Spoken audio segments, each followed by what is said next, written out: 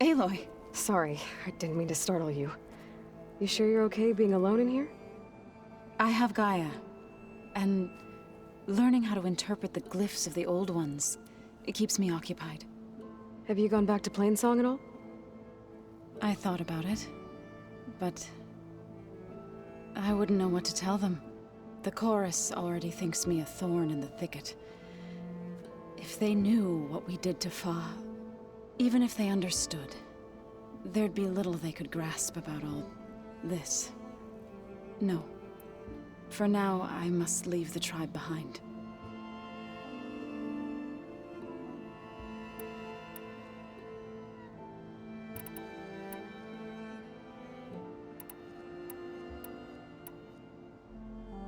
You mentioned you've been teaching yourself how to read? Yes. Gaia was kind enough to put together a list of glyphs used by the Old Ones. She helped me decipher some of the data you've collected, and showed me how to use the focus to help the process. It's not easy, but it's been working so far. That's good to hear.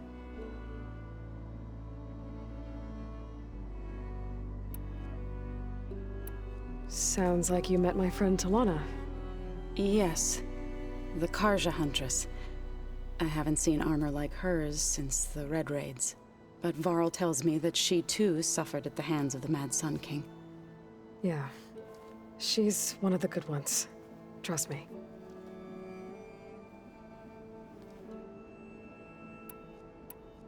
So you've been talking to Gaia? Yes. She was kind enough to take me through some of the history of the Old Ones, including their demise and the heroic actions of her creator, Elizabeth Sobek. I was surprised to see she was you. Past, but reborn? Not that I claim to understand how. Did Gaia tell you anything about the Zeniths? She did, though it wasn't exactly easy to believe. To think that there are places among the stars where life can bloom as it does here, it is humbling, to say the least, and heartbreaking that such life should be bent on destroying ours.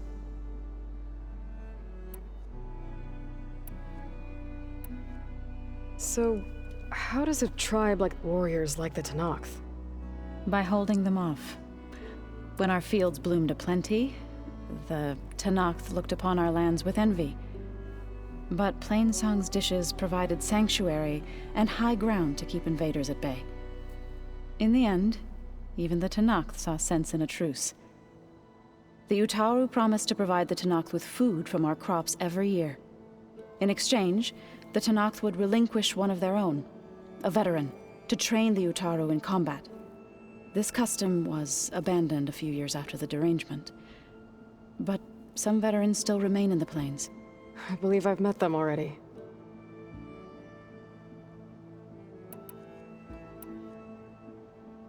I've been meaning to ask, what's the deal with you and the chorus? You didn't seem to be on the best of terms. That's what happens when you're the one Utaru who insists on publicly defying them. Twice. When the Carja invaded the Utaru plains, they did more than just attack our villages.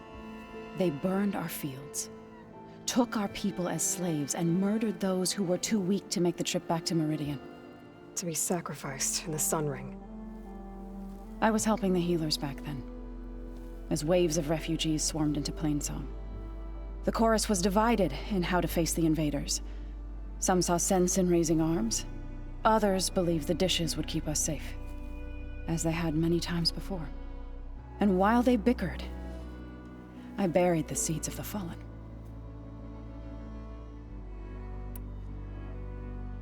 It couldn't have been easy. Seeing your people suffer while the Carja invaded your lands. I come from a small village near Plainsong. My grandmother used to say there was no seed that wouldn't grow there. I moved to the dishes when I decided to apprentice as a healer. When the Red Raids began, I thought about going back. But the injured kept pouring into Plainsong, day after day. So I kept putting it off. One day, I woke up to hear a Karja raiding party had ransacked my village during the night. I rushed there with the healers to help the survivors, but there weren't any left. The smell of burning flesh haunts me to this day. I'm sorry, Zoe. I made it a point to appear before the chorus as soon as we returned, to demand that we take a stand against the invaders. I was denied. So I left to fight on my own.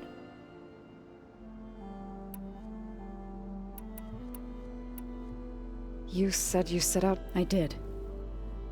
But it turned out I wasn't the only one.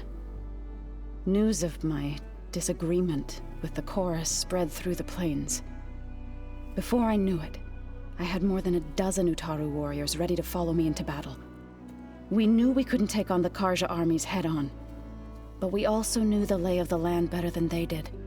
We ambushed smaller raiding parties, sabotaged their supply lines, and hit their encampments at night. Sounds like you were a force to be reckoned with. Enough that the Tenakth took notice. When the clans began to push the Karja back east, they let us join their ranks. We chased the enemy all the way to Barren Light. You said you were at... Tenakth marshals climbed the cliffs of the Daunt under cover of night, then attacked from the other side. Before we knew it, the gates were open, and the full force of the clans burst through. What happened next was... not something I like to remember. When all the dust and blood settled, I smelled it again. The stench of burnt flesh. Our enemies defeated. What was left of my squad returned to the Utaru Plains. I went back to Plainsong. But even as the harvest passed, it didn't feel like I'd truly returned at all. Is that when you became a grave singer? I thought soothing the suffering of others would somehow appease my own. Then you came along and gave me a choice. I could either sing at people's graves or fight for a chance to keep them alive. I'm glad you chose the latter.